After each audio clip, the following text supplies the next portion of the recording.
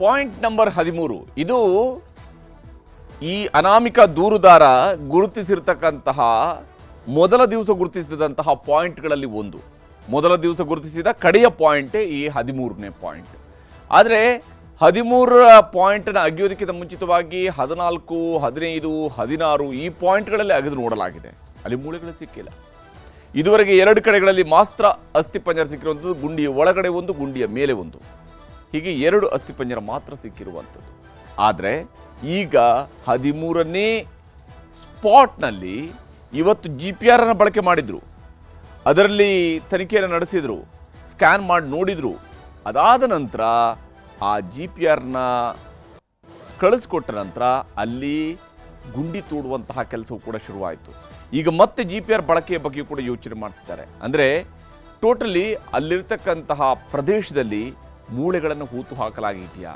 ಯಾಕಂದರೆ ಆತ ಹೇಳಿರೋ ಪ್ರಕಾರ, ಆತ ಕ್ಲೇಮ್ ಮಾಡಿಕೊಂಡಿರೋ ಪ್ರಕಾರ ಅಲ್ಲಿ ಒಬ್ಬ ವ್ಯಕ್ತಿಯ ಮೂಳೆಗಳಲ್ಲ, ಕನಿಷ್ಠ 8 ವ್ಯಕ್ತಿಗಳ ಮೂಳೆಗಳನ್ನು ಅಲ್ಲಿ 8 ವ್ಯಕ್ತಿಗಳನ್ನಲ್ಲಿ ಹೂಳಲಾಗಿದೆ. ಅವರ ಮೂಳೆಗಳು ಅಲ್ಲಿ ಸಿಗಬೇಕು.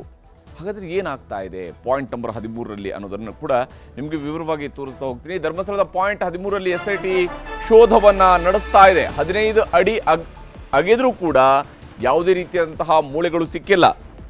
ಮತ್ತೆ GPRನ ಬಳಕೆಯನ್ನು ಮಾಡೋದಕ್ಕೆ ಈಗ ಮುಂದಾಗಿದ್ದಾರೆ. ಮತ್ತೆ GPRನ ಬಳಕೆ ಮಾಡಲಾಗುತ್ತೆ.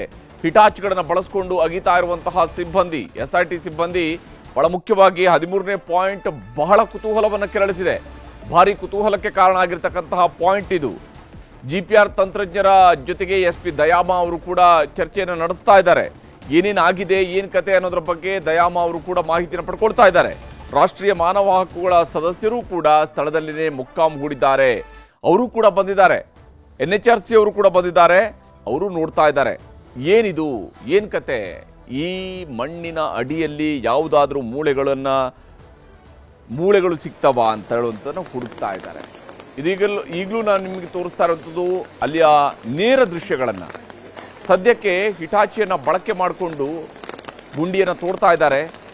ಅಲ್ಲಿ ಏನಾದರೂ ಮೂಳೆಗಳು ಸಿಗ್ತವಾ ಅನ್ನೋಂಥನ್ನು ಹುಡುಕುವಂತಹ ಪ್ರಯತ್ನ ನಡೀತಾ ಇದೆ. ಒಂದು ಕಡೆಯಲ್ಲಿ GPR ಇದೆ, ಮತ್ತೊಂದು ಕಡೆಯಲ್ಲಿ ಅಗಿತಾ ಇದ್ದಾರೆ. ಡೈರೆಕ್ಟಾಗಿ ಹಿಟಾಚಿಯನ್ನು ಬಳಕೆ ಮಾಡಿ ಅದರ ಮೂಲಕವಾಗಿ ಅಗಿತಾ ಇದ್ದಾರೆ. ಮತ್ತೊಂದು ಕಡೆಯಲ್ಲಿ GPR ತಂತ್ರಜ್ಞಾನವನ್ನು ಕೂಡ ರೆಡಿ ಮಾಡಿ ಇಟ್ಕೊಂಡಿರುವಂಥದ್ದು. ಒಂದು ಕಡೆ ಜೋರಾದಂತಹ ಮಳೆ ಸುರಿತಾ ಇದೆ, ಮತ್ತೊಂದು ಕಡೆ ಕಾರ್ಯಾಚರಣೆಯ ಕೂಡ ಬಿರುಸು ಪಡ್ಕೊಳ್ತಾ ಇದೆ. ಇಲ್ಲಿ ಈತ ತೋರಿಸಿರ್ತಕ್ಕಂತಹ ವ್ಯಕ್ತಿ ಕ್ಲೇಮ್ ಮಾಡಿರೋ ಪ್ರಕಾರ ಕನಿಷ್ಠ 8 ಜನರನ್ನು ಇಲ್ಲಿ ತಾನು ಹೂತಿದ್ದೇನೆ ಅಂತ ಆತ ಹೇಳ್ಕೊಂಡಿದ್ದಾನೆ. ಹಾಗಾದರೆ ಆ 8 ಜನರ ಮೂಳೆಗಳು ಅಲ್ಲಿ ಸಿಗಬೇಕು, ಅವುಗಳ ಬಗೆಗಿನ ಅವಶೇಷಗಳು ಸಿಗಬೇಕು. ಅದು ಎಷ್ಟು ವರ್ಷಗಳ ಹಳೆಯವು ಅನ್ನೋದನ್ನು ನೋಡಬೇಕಿದೆ. ಆದರೆ ಅದಕ್ಕೆ ಬೇಕಾಗಿ ಈಗ ಹಿಟಾಚಿಗಳ ಬಳಕೆಯನ್ನು ಮಾಡ್ತಾ ಇದ್ದಾರೆ. 2 ಹಿಟಾಚಿಗಳು ನಿರಂತರವಾದಂತಹ ಕಾರ್ಯಾಚರಣೆಯಲ್ಲಿ ತೊಡಗಿಸಿದ್ದಾವೆ. ಅಲ್ಲೇನಾದರೂ ಇದೆಯಾ, ಮಣ್ಣಿನ ಒಳಗಡೆ ಏನಾದರೂ ಸತ್ಯ ಅವಿತು ಕುಳಿತಿದೆಯಾ ಅನ್ನೋದನ್ನು ಹುಡುಕುವಂತಹ ಪ್ರಯತ್ನವನ್ನು ಮಾಡ್ತಾ ಇದ್ದಾರೆ. ಬಹುತೇಕ GPRನಲ್ಲಿ ಇವ್ರಿಗೆ ಯಾವುದಾದ್ರೂ ಸಿಗ್ನಲ್ ಸಿಕ್ಕಿದ ಕಾರಣಕ್ಕಾಗಿ ಇಲ್ಲಿ ಅಗಿತಾ ಇದ್ದಾರಾ? ಆ ಅನುಮಾನವೂ ಕೂಡ ಇದ್ದೇ ಇದೆ. ಯಾಕಂದರೆ GPRನ ಬಳಕೆ ಮಾಡಿದ ನಂತರ ಗುಂಡಿಯನ್ನು ತೋಡಲಾರರು ಅಂತ ಹೇಳಲಾಗಿತ್ತು. ಆದರೆ GPRನೂ ಬಳಕೆ ಮಾಡಿ ನಂತರ ಈಗ ಗುಂಡಿಯನ್ನು ತೋಡ್ತಾ ಇದ್ದಾರೆ ಅಂತ ಹೇಳಿದರೆ ಯಾವ ಕಾರಣಕ್ಕಾಗಿ, ಯಾವುದಾದ್ರೂ ಸೂಚನೆಯನ್ನು GPR ಕೊಟ್ಟಿತ್ತಾ ಅನ್ನೋದ್ರ ಬಗ್ಗೆ ಅನುಮಾನ ಇದ್ದೇ ಇರುವಂಥದ್ದು. ಇದುವರೆಗೆ SIT ಯಾವುದನ್ನು ಕೂಡ ದೃಢಪಡಿಸಿಲ್ಲ. ಈಗ ಪಾಯಿಂಟ್ 13ರ ರಹಸ್ಯವನ್ನು ನಾವು ಇಲ್ಲಿ ಗಮನಿಸಬೇಕು. ಏನು ನಡೀತಾ ಇದೆ ಇಲ್ಲಿ ಅನ್ನೋಂಥದ್ದು ನಾವು ನೋಡಬೇಕಾಗಿರೋದು ಬಹಳ ಮುಖ್ಯವಾಗಿ. ಇವತ್ತೀಗ ಏನು ಅಲ್ಲಿ ಭೂಮಿ ಅಗಿತಾ ಇದ್ದಾರೆ, ಗುಂಡಿ ತೋಡ್ತಾ ಇದ್ದಾರೆ, ಹುಡುಕ್ತಾ ಇದ್ದಾರೆ, ಏನು ಕತೆ ಏನಿದೆ ಅನ್ನೋದನ್ನು ತಿಳ್ಕೊಳ್ಳುವ ಪ್ರಯತ್ನವನ್ನು ಮಾಡ್ತಾ ಇದ್ದಾರೆ. ಈ ನಡುವೆ ಧರ್ಮಸ್ಥಳದಲ್ಲಿ ದೂರುದಾರ ಪಾಯಿಂಟ್ ಮಾಡಿದಂತಹ 13ರಲ್ಲಿ ಇವತ್ತು ಶೋಧ ಕಾರ್ಯಾಚರಣೆ ನಡೀತಾ ಇರುವಂಥದ್ದು. ಇದು ಬಹಳ ದಿವಸಗಳಿಂದ ಕಾಯ್ತಾ ಇದ್ರು. ಇಲ್ಲಿ 8ಕ್ಕೂ ಹೆಚ್ಚು ಜನರನ್ನು ಹೂತು ಹಾಕಿದ್ದೀನಿ ಅಂತೇಳಿ ಆತ ಕ್ಲೇಮ್ ಮಾಡ್ಕೊಂಡಿದ್ದಾನೆ. ಹೀಗಿರುವಾಗ ಕನಿಷ್ಠ 1, 2, 3, 4 ಆದರೂ ಸಿಗಬೇಕು. ಅಷ್ಟು ಪ್ರಮಾಣದಲ್ಲಿ ಆತ ಹೂತಿದ್ದಾನೆ ಅಂತೇಳಿ. ಆದರೆ ಅಂಥದ್ದೇನಾದರೂ ಸಿಗುತ್ತಾ ಅಂತ ಹೇಳುವಂಥ ಹುಡುಕಾಟವನ್ನು ಮಾಡ್ತಾ ಇದ್ದಾರೆ. JCB ಹಿಟಾಚಿ ಬಳಸಿ ಮಣ್ಣು ಅಗೆದಿದ್ದಾರೆ SITಯ ಸಿಬ್ಬಂದಿ. SIT ಸಿಬ್ಬಂದಿಯ ಕಾರ್ಯಾಚರಣೆ ಇವತ್ತು ನೇರವಾಗಿ ಕಣ್ಣಿಗೆ ಗೋಚರಿಸ್ತಾ ಇದೆ. ಯಾಕಂದರೆ ಇದು ರಸ್ತೆ ಬದಿಯಲ್ಲಿರುವಂಥದ್ದು, ಅಜಿಕುರಿ ಬಳಿಯಲ್ಲಿರುವಂತಹದ್ದು. ರಸ್ತೆ ಬದಿಯಲ್ಲಿರುವಂತಹ ಕಾರಣಕ್ಕಾಗಿ ಇಲ್ಲಿ ಯಾವುದೇ ರೀತಿಯಾದಂತಹ ಬಂದೋಬಸ್ತರ ಮಾಡಿಲ್ಲ, ಪರದೆಗಳನ್ನು ಮುಚ್ಚಿಲ್ಲ. JCB ಹಿಟಾಚಿ ಬಳಸಿ ಮಣ್ಣು ತೆಗೆದುತ್ತಾ ಇದ್ದಾರೆ SIT ತಂಡದವರು ಈ ಒಂದು ಪ್ರಯತ್ನವನ್ನು ಮುಂದುವರಿಸಿದ್ದಾರೆ. ಆತ ದೂರುದಾರ ತೋರಿಸಿರ್ತಕ್ಕಂತಹ ಪಾಯಿಂಟ್ಗಳನ್ನು ಕ್ಲಿಯರ್ ಮಾಡ್ತಾ ಇದ್ದಾರೆ. ಮಣ್ಣಿನ ಸ್ಯಾಂಪಲ್ ಕಲೆಕ್ಟ್ ಮಾಡಿಕೊಂಡಿರುವಂತಹ ಸೋಕೋ ಟೀಮ್ ಅಲ್ಲಿಯ ಮಣ್ಣನ್ನ ಕಲೆಕ್ಟ್ ಮಾಡ್ಕೊಂಡಿದೆ. ಈ ಪ್ರದೇಶದಲ್ಲಿನೇ ನಾವು ಈ ಮೂಳೆನ ತೆಗೆದಿದ್ದೀವಿ ಅನ್ನೋದನ್ನ ಹೇಳಬೇಕಲ್ವಾ. ಅದಕ್ಕಾಗಿ ಸೋಕೋ ತಂಡ ಈಗಾಗಲೇ ಮಣ್ಣನ್ನು ಕಲೆಕ್ಟ್ ಮಾಡಿಕೊಂಡಿದೆ. ಮಣ್ಣಿನ ಸ್ಯಾಂಪಲ್ನ ಕಲೆಕ್ಟ್ ಮಾಡಲಾಗಿದೆ. ಕೂಲಿ ಕಾರ್ಮಿಕರನ್ನು ಕೂಡ ಬಳಸಿಕೊಂಡು ಉತ್ಖನನ ಕಾರ್ಯ ನಡೀತಾ ಇದೆ. ಕೂಲಿ ಕಾರ್ಮಿಕರನ್ನು ಕೂಡ ಬಳಸಿಕೊಳ್ಳಲಾಗಿದೆ ಈ ಗುಂಡಿ ಅಗಿಯೋದಕ್ಕಾಗಿ. ಒಂದು ಕಡೆಯಲ್ಲಿ ಹಿಟಾಚಿ, ಮತ್ತೊಂದು ಕಡೆಯಲ್ಲಿ ಕೂಲಿ ಕಾರ್ಮಿಕರು ಕೂಡ ಬಳಕೆ ಮಾಡಿಕೊಂಡಿದ್ದಾರೆ. ಬಹಳ ಮುಖ್ಯವಾಗಿ ಈ 13ರಲ್ಲಿ ನಡೀತಾ ಇರುವಂತಹ ಹುಡುಕಾಟದ ಸಂದರ್ಭದಲ್ಲಿ ಇರುವಂತಹ ವಿಚಾರಗಳು ಸುಳಿವು ಕೊಡ್ತಾ GPR ಅಂತೇಳಿ. ಯಾಕಂದ್ರೆ GPR ಬಳಕೆ ಮಾಡಿದ ನಂತರ ಅಲ್ಲಿ ಏನೂ ಇಲ್ಲ ಅಂತ ಹೇಳಿದ್ರೆ ಅಗಿಬೇಕಾದ ಅವಶ್ಯಕತೆ ಇರೋದಿಲ್ಲ. ಆದರೆ ಇವತ್ತು GPR ಕೂಡ ಬಳಕೆ ಆಗಿದೆ. ಅದಾದ ನಂತರ ಈಗ ಅಗಿತಾ ಇದ್ದಾರೆ. ವಿಶೇಷವಾಗಿ ಪಾಯಿಂಟ್ 13ರಲ್ಲಿ ಡ್ರೋನ್ ಆಧಾರಿತ GPRನ ಬಳಕೆ ಮಾಡಲಾಗಿತ್ತು. ಇದು GPR ಸಿಸ್ಟಮ್ ಇರುವಂಥದ್ದು. ಆ ಮಣ್ಣಿನ ಆಳದಲ್ಲಿ ಏನಿದೆ ಅನ್ನೋದನ್ನು ಗುರುತು ಹಾಕುವಂತಹ ಪ್ರಯತ್ನವನ್ನ ಈ GPR ಸಿಸ್ಟಮ್ ಮೂಲಕವಾಗಿ ಮಾಡ್ತಾರೆ. ದೂರುದಾರ ಹೇಳಿದಂತಹ ಜಾಗಗಳಲ್ಲಿ 3 ಬಾರಿ GPR ಶೋಧವನ್ನ ನಡೆಸಲಾಗಿದೆ. ಆತ ಇಲ್ಲಿ ಅಲ್ಲಿ ಅಲ್ಲಿ ಅಲ್ಲಿ ಅಂತ ಹೇಳಿದನಲ್ಲ, ಆ ಎಲ್ಲ ಪ್ರದೇಶಗಳಲ್ಲೂ ಕೂಡ GPRನ ಬಳಕೆ ಮಾಡಿ ಹುಡುಕಲಾಗಿದೆ. ಅಲ್ಲಿ ಯಾವುದಾದ್ರೂ ಸಿಗ್ನಲ್ಗಳು ಸಿಗ್ತಾವ? 40 ನಿಮಿಷಗಳ ಕಾಲ ಮಣ್ಣೊಳಗಿನ ಅಂಶಗಳ ಜಾಲಾಟವನ್ನ ಇದೇ GPR ಮಾಡಿದೆ. ಅದು ಡ್ರೋನ್ ಮೂಲಕವಾಗಿ ಕೆಲಸ ಮಾಡುತ್ತೆ. ಆ ಡ್ರೋನ್ ಮೂಲಕವಾಗಿ ಕೆಲಸ ಮಾಡಿರುವಂತಹ GPR ಈಗಾಗಲೇ ಬಳಕೆಯನ್ನ ತೋರಿಸಿದೆ. 5 ಅಡಿ ಆಳದಲ್ಲಿ ನೀರಿನ ಅಂಶ ಪತ್ತೆಯಾಗಿದೆ. ಹೀಗಾಗಿ ಹಿಟಾಚಿಯಿಂದ ಸಿಬ್ಬಂದಿ ಅಗೆದಿದ್ದಾರೆ. ಸುಮಾರು 5 ಅಡಿ ಆಳದಲ್ಲಿ ಇಲ್ಲಿ ನೀರಿದೆ ಅನ್ನುವಂಥದ್ದು ಕೂಡ ಈ GPR ಹೇಳಿದೆ. ಇದರಿಂದಾಗಿ ಹಿಟಾಚಿಯನ್ನು ಬಳಕೆ ಮಾಡಿಕೊಳ್ಳಲಾಗಿದೆ. GPR ಶೋಧದ ವೇಳೆ ಸ್ಥಳಕ್ಕೆ ಬಂದು ಪ್ರಣವ್ ಮೊಹಾಂತಿಯವರು ಕೂಡ ಪರಿಶೀಲನೆಯನ್ನು ನಡೆಸಿದ್ದಾರೆ. SIT ಮುಖ್ಯಸ್ಥರೇ ಸ್ಥಳಕ್ಕೆ ಬಂದಿದ್ದಾರೆ. ಯಾಕಂದರೆ ಅವರು ಕೂಡ, ನಾವೆಲ್ಲರಿಗೂ ಕೂಡ ಯಾವ ರೀತಿಯಿಂದ ಕುತೂಹಲ ಇದೆಯೋ ಅದಕ್ಕಿಂತ 100 ಪಟ್ಟು ಜಾಸ್ತಿ ಕುತೂಹಲ SIT ಮುಖ್ಯಸ್ಥರಿಗೆ ಇದ್ದೇ ಇರುತ್ತೆ. ಯಾಕಂದರೆ ತಾವು ಇದುವರೆಗೆ ನಡೆಸಿರುವಂಥ ಕಾರ್ಯಾಚರಣೆಯ ಪ್ರಗತಿ ಏನಾಗಿದೆ, ವಿಶೇಷವಾಗಿ 13ರಲ್ಲಿ ಇಷ್ಟೊಂದು ಪ್ರಯಾರಿಟಿ ಕೊಟ್ಟಿರೋದ್ರಿಂದಾಗಿ ಇಲ್ಲಿ ಅವರು ಕೂಡ ಬಂದಿದ್ದಾರೆ. ಪ್ರಣವ್ ಮೊಹಾಂತಿ ಅವರು ಕೂಡ ಬಂದು ಅವರು ಸ್ಥಳ ಪರಿಶೀಲನೆಯನ್ನು ಮಾಡಿದ್ದಾರೆ. ಏನು ಕತೆ ಅಂತೇಳಿ ನೋಡಿದ್ದಾರೆ. GPR ತಂತ್ರಜ್ಞರ ಬಳಿ ಮೊಹಾಂತಿಯವರು ಮಾತುಕತೆಯನ್ನು ನಡೆಸಿ ವಾಪಸ್ ಆಗಿದ್ದಾರೆ. ಅವರಿಂದ ಕೂಡ ಮಾಹಿತಿಯನ್ನು ಪಡ್ಕೊಂಡಿದ್ದಾರೆ.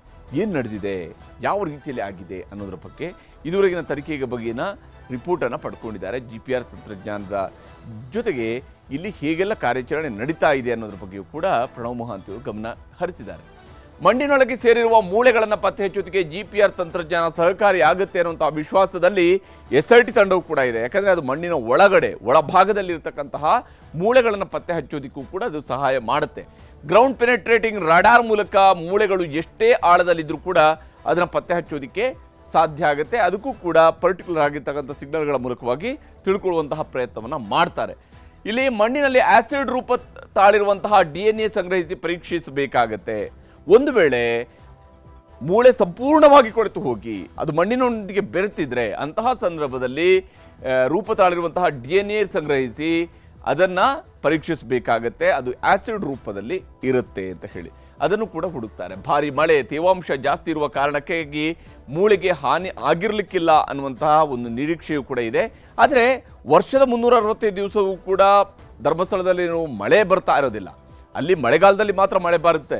ಕಳೆದ ಒಂದು 2-3 ವರ್ಷಗಳಿಂದಾಗಿ ರೈನ್ ಪ್ಯಾಟರ್ನ್ ಚೇಂಜ್ ಆಗಿರೋದ್ರಿಂದಾಗಿ ವರ್ಷದ ಬಹುಪಾಲು ದಿವಸಗಳಲ್ಲಿ ಮಳೆ ಬರ್ತಾ ಇದೆ. ಆದರೆ ಸ್ಟಿಲ್ ಅಲ್ಲಿ ಭಾರಿ ಮಳೆ, ತೇವಾಂಶ ಈ ಎಲ್ಲ ಕಾರಣಗಳನ್ನು ಕೂಡ ಗಮನದಲ್ಲಿಟ್ಟುಕೊಳ್ಳಲಾಗಿದೆ. 10 ರಿಂದ 15 ಅಡಿ ಆಳದೊಳಗಿನ ಕುರುಹುಗಳನ್ನು ಪತ್ತೆ ಮಾಡಲಾಗುತ್ತೆ. ಇದರಲ್ಲಿ ಈ ಒಂದು GPR ಏನಿದೆ ಇದು 10 ರಿಂದ 15 ಅಡಿ ಆಳದವರೆಗೂ ಕೂಡ ಕುರುಹುಗಳನ್ನು ಪತ್ತೆ ಮಾಡುವಂತಹ ಕೆಲಸವನ್ನ ಮಾಡುತ್ತೆ. ಹಾಗೇನಾದರೂ ಸಿಕ್ಕಿದ್ರೆ ಅದರಲ್ಲಿ ಗೊತ್ತಾಗುವಂತಹ ಅವಕಾಶಗಳಿದ್ದಾವೆ. ಅಲ್ಲಿರುವಂತಹ ಜನರು ಕೂಡ ಬಹಳ ಕುತೂಹಲದಿಂದ ನೋಡ್ತಾ ಇದ್ದಾರೆ. ಏನು ಕತೆ, ನಮ್ಮೂರಿನಲ್ಲಿ ಏನಾಗ್ತಾ ಇದೆ ಅನ್ನೋದನ್ನು ತಿಳ್ಕೊಳ್ಳುವ ಪ್ರಯತ್ನವನ್ನ ಅವರು ಕೂಡ ಮಾಡ್ತಾ ಇದ್ದಾರೆ. ಈ ಒಂದು ಪ್ರದೇಶದಲ್ಲಿ ಈಗ ಮಣ್ಣನ್ನು ಅಗಿತಾ ಇರುವಂಥದ್ದು. ಮಣ್ಣಿನೊಳಗೆ ಮೃತದೇಹದ ಸುಳಿವು ಸಿಕ್ಕರಷ್ಟೇ ಗುಂಡಿ ತೋಡುವುದರ ಬಗ್ಗೆ ತೀರ್ಮಾನವನ್ನು ಕೈಗೊಳ್ಳುವುದು ಅಂತೇಳಿ ಮೊದಲಿಗೆ ನಿರ್ಧರಿಸಿಕೊಂಡಿದ್ರು. SIT ಅವರು ಮೊದಲು ನಿರ್ಧರಿಸಿದ ಪ್ರಕಾರವಾಗಿ ಅಲ್ಲಿ ಏನಾದರೂ ಮೂಳೆಗಳ ಮಾಹಿತಿ ಸಿಕ್ಕರೆ ಮಾತ್ರನೇ ಗುಂಡಿ ತೋಡುವಂಥದ್ದು ಅಂತೇಳಿ SIT ಅವರು ತೀರ್ಮಾನಕ್ಕೆ ಬಂದಿದ್ರು. ಆದರೆ ಈಗ ಅವರು ಮತ್ತೆ ಅಲ್ಲಿ ಗುಂಡಿ ತೋಡ್ತಾ ಇದ್ದಾರೆ ಅಂತ ಹೇಳಿದರೆ ಏನಂತೇಳಿ ಅರ್ಥೈಸಬೇಕು. ಇದು ಅಲ್ಲಿ ನಿಜಕ್ಕೂ ಮೂಳೆಗಳಿದ್ದಾವೆ ಅನ್ನೋ ಕಾರಣಕ್ಕಾಗಿ ಗುಂಡಿ ತೋಡ್ತಾ ಇದ್ದಾರಾ, ಅಥವಾ ಯಾವುದೋ ಈ ದೂರುದಾರ ಏನಾದರೂ ಹಠ ಹಿಡಿದು ಇಲ್ಲ ನೀವು ಅಲ್ಲೇ ಹುಡುಕಬೇಕು ಅಂತ ಕೇಳ್ಕೊಂಡಿದ್ದರ ಪರಿಣಾಮವಾಗಿ ಗುಂಡಿ ಅಗಿತಾ ಇದ್ದಾರಾ ಅನ್ನೋದ್ರ ಬಗ್ಗೆ ಕೂಡ ಅನುಮಾನಗಳು ಇದ್ದೇ ಇದ್ದಾವೆ. ಆದರೆ ಅವಶೇಷಗಳ ಸುಳಿವು ಸಿಗದಿದ್ದರೆ ಮಣ್ಣು ಅಗಿಬೇಕಾದಂತಹ ಅವಶ್ಯಕತೆ ಇಲ್ಲ ಅಂತೇಳಿ ಮೊದಲಿಗೆ SIT ಅವರು ತೀರ್ಮಾನಿಸಿದ್ರು. ಆದರೆ ಈಗ ಅವರೇ ಗುಂಡಿಯನ್ನು ಅಗಿಸ್ತಾ ಇದ್ದಾರೆ. ಬಹಳ ಇಂಟ್ರೆಸ್ಟಿಂಗ್ ಆಗಿರ್ತಕ್ಕಂತಹ ಬೆಳವಣಿಗೆ ಸದ್ಯಕ್ಕೆ ನಡೀತಾ ಇರುವಂಥದ್ದು. ಏನಾಗಿದೆ ಎಕ್ಸಾಕ್ಟ್ಲಿ ಅಂತೇಳಿ ಇನ್ನು ಗೊತ್ತಾಗಬೇಕಾಗಿದೆ. ಭಾಳ ಮುಖ್ಯವಾಗಿ GPRನ ಬಳಕೆ ಮಾಡಿದಾಗ ನಡುವೆ ನೀರು ಪತ್ತೆಯಾಗಿತ್ತು ಅಂತ ಹೇಳಿ, ಅಂದರೆ ಸುಮಾರು 5 ಅಡಿ ಆಳದಲ್ಲಿ ನೀರು ಪತ್ತೆಯಾಗಿತ್ತು ಅನ್ನುವಂಥ ಮಾಹಿತಿಯು ಕೂಡ ಇದೆ.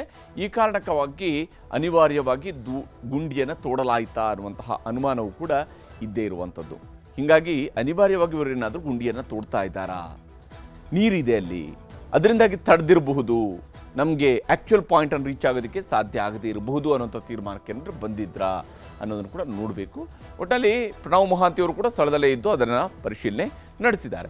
ದೂರುದಾರ ತೋರಿಸಿದಷ್ಟು ಕಡೆಯಲ್ಲಿ ಅಗೆಯಲೇಬೇಕಾಗತ್ತೆ. ಆತ ಎಲ್ಲೆಲ್ಲಿ ತೋಡಬೇಕು ಅಂತ ಹೇಳ್ತಾನೋ ಅಲ್ಲೆಲ್ಲ ಕಡೆಗಳಲ್ಲೂ ಕೂಡ ತೋಡಿ ನೋಡಲೇಬೇಕಾಗತ್ತೆ. ಅಲ್ಲಿ ಏನಿದೆ ಅಂತೇಳಿ ಹುಡುಕಬೇಕಾಗತ್ತೆ, ಪರಿಶೀಲನೆಯನ್ನು ನಡೆಸಬೇಕಾಗತ್ತೆ. ಅದು SITಯ ಜವಾಬ್ದಾರಿ ಕೂಡ ಆಗಿರೋದ್ರಿಂದಾಗಿ ಆ ಕೆಲಸವನ್ನು ಈಗ SIT ಅವರು ಮಾಡ್ತಾ ಇದ್ದಾರೆ. ದೂರುದಾರ ತೋರಿಸಿದಂತಹ ಜಾಗಗಳನ್ನು ಅಗೆಯೋದ್ರಿಂದಾಗಿ SIT ತನಿಖೆ ಮೇಲೆ ಸಂಶಯಗಳು ಮೂಡ್ತವೆ, ಎದುರಾಗ್ತವೆ. ಅವನು ತೋರಿಸಿದಂತಹ ಜಾಗದಲ್ಲಿ ಅಗೆಯದೇ ಇದ್ದಲ್ಲಿ ಇವ್ರ ಮೇಲೆ ಸಂಶಯ ಬರುತ್ತೆ. SIT ಅವರು ಏನೋ ಕೊಲ್ಯೂಡಾದ್ರು, ಪ್ರಭಾವಿಗಳು ಒತ್ತಡಕ್ಕೆ ಮಣಿದ್ರು, ಈ ರೀತಿಯಂಥ ಅಭಿಪ್ರಾಯ ಬರಬಹುದಲ್ಲ, ಅದನ್ನು ತಡಿಬೇಕು. ಆ ಪ್ರಯತ್ನವನ್ನು ನಡೀತಾ ಇದೆ. SIT ಬಗ್ಗೆ ಟೀಕೆಗಳು, ಆರೋಪಗಳು ಬರುವ ಕಾರಣಕ್ಕೆ ಅಗೆಯಲೇಬೇಕಾಗತ್ತೆ. ಅವರು SIT ಅಂತಿಮವಾಗಿ ಇದರಲ್ಲಿ ಉತ್ತರದಾಯಿ ಆಗುತ್ತೆ, ಮೂಳೆ ಸಿಕ್ಕಿದ್ರೂ ಸಿಗದೇ ಇದ್ರೂ ಕೂಡ. ಹೀಗಾಗಿ ಒಂದು ವೇಳೆ ಮೂಳೆನೇ ಸಿಕ್ಕಿಲ್ಲ ಅಂತ ಹೇಳುವಂಥ ತೀರ್ಮಾನಕ್ಕೆ ಬಂದರೆ ಆಗ SITಯನ್ನು ಟಾರ್ಗೆಟ್ ಮಾಡ್ತಾರೆ. ಈ ಕಾರಣಕ್ಕೆ SIT ಕೂಡ ಎಲ್ಲಿ ಮೂಳೆಗಳು ಇದಾವ, ಒಂದು ರಿಮೋಟ್ ಚಾನ್ಸ್ ಇದ್ರೂ ಕೂಡ ಅದನ್ನು ಎಕ್ಸ್ಪ್ಲೋರ್ ಮಾಡುವಂತಹ ಕೆಲಸವನ್ನು ಇವತ್ತು SIT ಅವರು ಮಾಡ್ತಾ ಇದ್ದಾರೆ. ತನಿಖೆ ವಿಳಂಬವಾದರೂ ಕೂಡ ಪೂರ್ಣ ಪ್ರಮಾಣದಲ್ಲಿ ತನಿಖೆಯನ್ನು ನಡೆಸಲೇಬೇಕು. ಇದು ವಿಳಂಬ ಆಗಬಹುದು ತನಿಖೆ ಪೂರ್ಣಗೊಳಿಸೋದಕ್ಕೆ, ಆದರೆ ಪೂರ್ಣ ಪ್ರಮಾಣದಲ್ಲಿ ತನಿಖೆಯನ್ನು ನಡೆಸಲೇಬೇಕು. ಅದು ಅವು ಜವಾಬ್ದಾರಿ. ತನಿಖೆ ವಿಳಂಬವಾದಷ್ಟು SIT ಮೇಲಿನ ಒತ್ತಡ ತಪ್ಪಿದ್ದಲ್ಲ. ಅದು ಎಷ್ಟು ದಿವಸ ವಿಳಂಬ ಆಗ್ತಾ ಹೋಗುತ್ತೋ ಅಷ್ಟೂ ಒತ್ತಡವನ್ನು SIT ಅನುಭವಿಸಬೇಕಾಗತ್ತೆ. ಆ ಪ್ರಮಾಣದಲ್ಲಿ SITಯ ಮೇಲೆ ಈಗ ಇರುವಂತಹ ನಂಬಿಕೆ ಮತ್ತು ಅಪನಂಬಿಕೆಯ ವಿಚಾರಗಳು ಕೂಡ ಬಂದಿರುವಂಥದ್ದು.